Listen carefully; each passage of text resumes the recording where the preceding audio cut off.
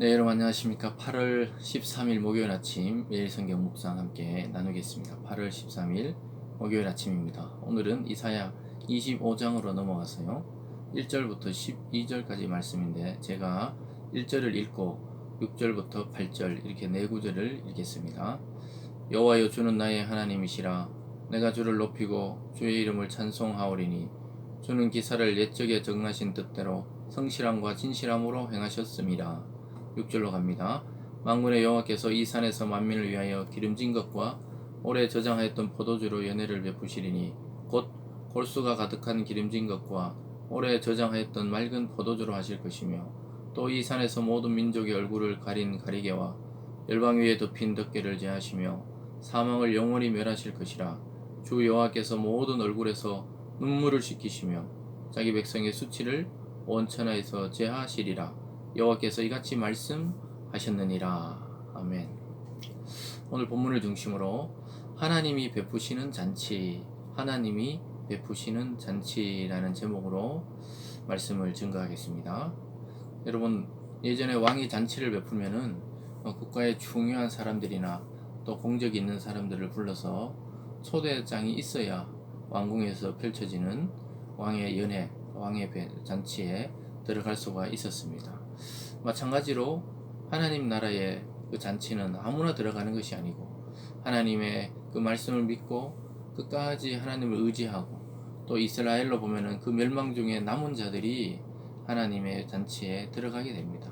이 시대도 마찬가지로 하나님의 이 심판이 선언되는 이 와중에, 그리고 이사야가 계속해서 많은 나라와 또 각 나라들의 심판이 선포되고 있는 이 와중에 하나님의 잔치에 대해서 갑자기 이야기를 하고 있습니다.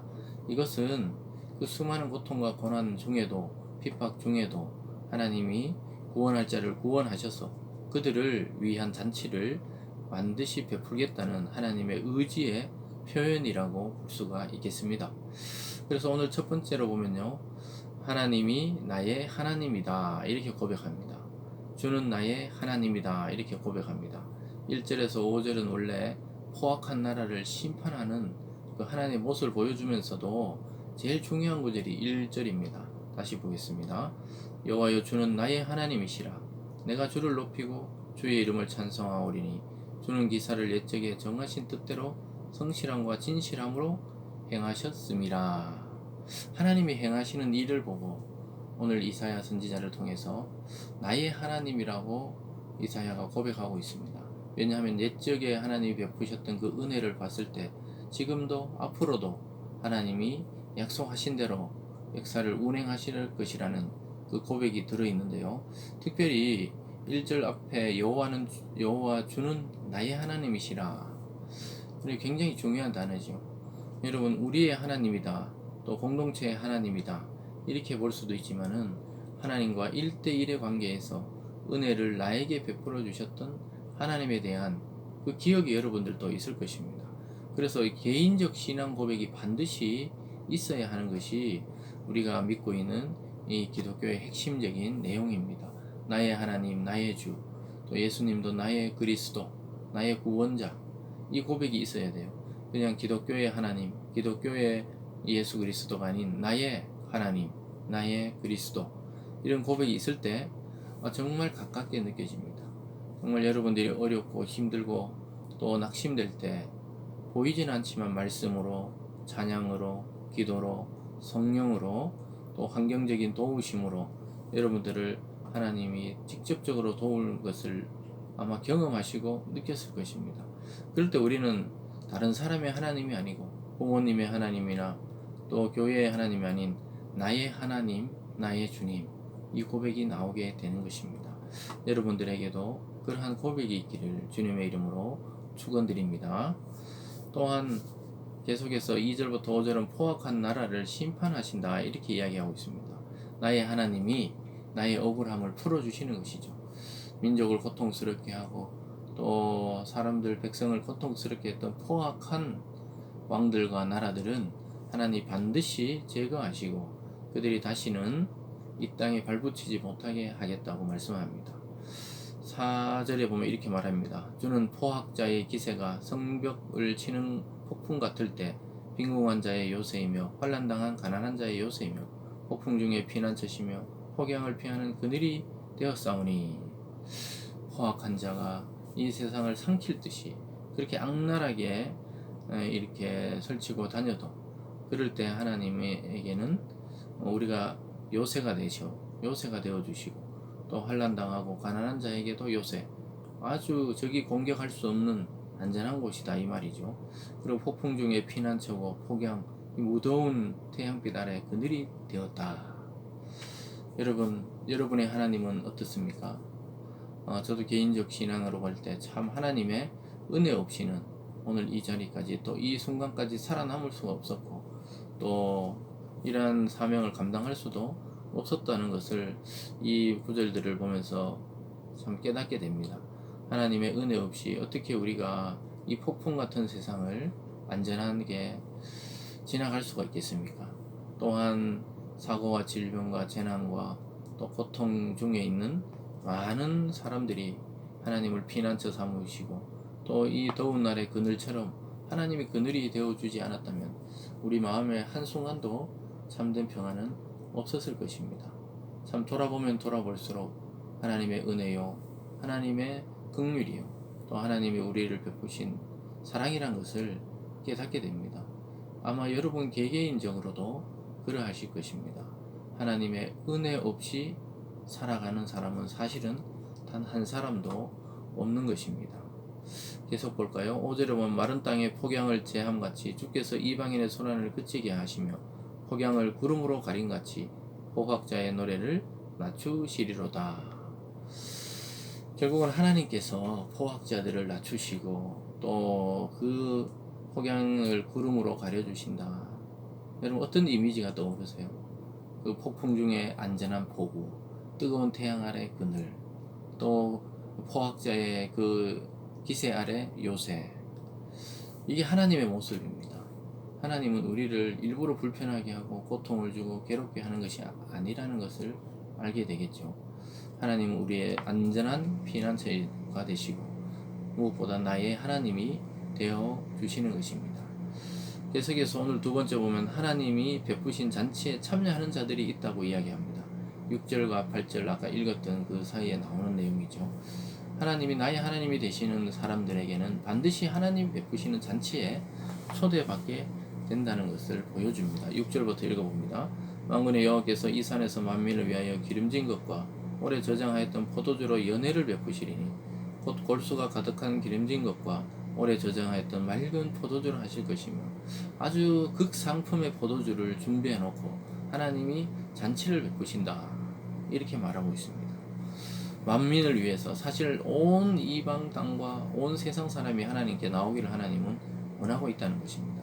그럴 때 기름진 것을 내놓으시고 오래 저장하였던 맑은 포도주를 우리 앞에 내놓으시며 잔치를 베푸시는 겁니다. 이것은 극진하게 대접을 한다 이 말입니다. 하나님이 믿음의 사람들을 극진하게 대접하고 잔치를 베풀고 이 세상에서 당했던 고난을 위로하실 것입니다.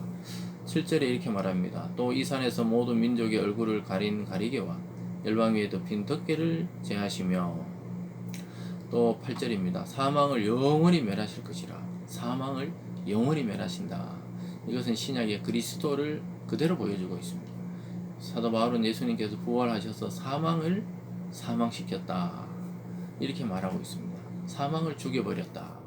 여러분 사망이 우리에게는 늘 고통입니다. 죽음의 두려움이 있습니다. 근데 예수님이 부활하시면서 그 사망을 죽여버려서 영원한 사망이 없도록 만들어 주셨습니다. 그러면서 계속해서 주 여호와께서 모든 얼굴에서 눈물을 씻기시며 여러분 이 땅에서 믿음 때문에 흘렸던 모든 고통의 눈물 복음을 전하기 위해서 하나님의 일을 감당하기 위해 때로는 믿음의 삶을 세상 속에 살아가다가 억울한 일을 당했던 그 모든 눈물을 씻기신다 이렇게 말하고 있습니다. 예전에 교부들 중에는 성도의 눈물을 담는 천사들이 있다고 그랬어요. 그거는 하나의 비유입니다만 여러분이 흘린 그 눈물을 하나님이 일일이 병에 다 담아놓고 그것을 다 기억하고 계신다 이 말씀입니다. 그러면서 자기 백성의 수치를 온천하에 제하시리라 여호와께서 이같이 말씀하셨느니라. 여러분, 주님을 따른다는 것은 늘 이 땅에서는 해피한 일만 있는 것이 아니죠. 우리가 피하고 싶고 고통스러운 일도 있습니다. 눈물 흘려야 할 때도 있고, 또 어떤 믿음의 공동체를 위해서 우리가 헌신할 때 때로는 말할 수 없는 마음의 고통을 안고 살아가기도 합니다. 그런데 그 고통과 눈물을 하나님이 씻기시고 평안케 하시고 보듬어 주시는 그런 잔치를 베풀겠다고 이야기하고 있습니다. 사망은 영원히 사라지고 우리의 영원한 생명이 우리를 감싸면서 하나님의 그 잔치자리에서 기쁨과 희락을 누릴 날이 다가오고 있다고 말씀하고 있습니다. 그러면서 오늘 세 번째로는 그가 우리를 구원하신다 이렇게 말하고 있습니다.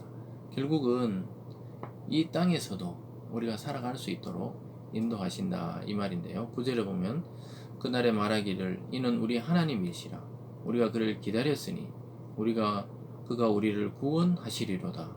이는 여호와시라 우리가 그를 기다렸으니 우리는 그의 구원을 기뻐하며 즐거워할 것이며.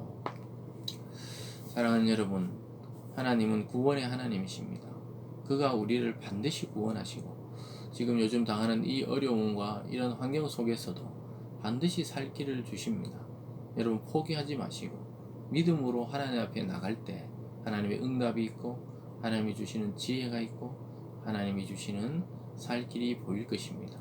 여러분이 사업을 하든 직장을 다니시든 가정을 이끌어가든 어떤 일을 하든지 하나님을 바라볼 때 우리는 살아날 길이 있습니다. 성경에 표현대로 사방에 우겨쌈을 당해서 숨 쉴 수 없을 것 같은 그 고통 속에서도 하늘은 뚫려 있다는 것입니다.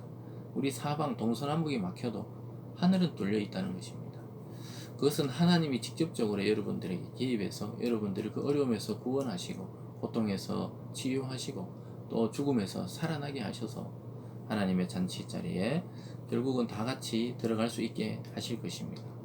그러면서도 그 이어지는 구절에 보면은 자기를 괴롭히는 모압이 결국은 하나님께 교만에 대해서 심판을 받게 된다고 이야기합니다. 10절입니다.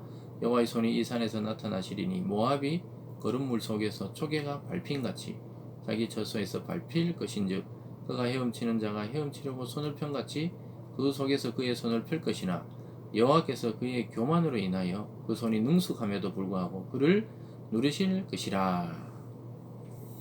악한 자가 아무리 약하고 또 능숙하고 잘난 것 같이 그렇게 살아가도 하나님이 손가락 하나로 누르셔도 살아날 수가 없다는 것입니다. 초계같이 밟힌다. 그냥 먼지처럼 밟힐 뿐이고 또 작은 집처럼 집단 이런 거죠. 그런 걸로 밟힐 뿐입니다. 여호와의 손이 이 산에 나타난다.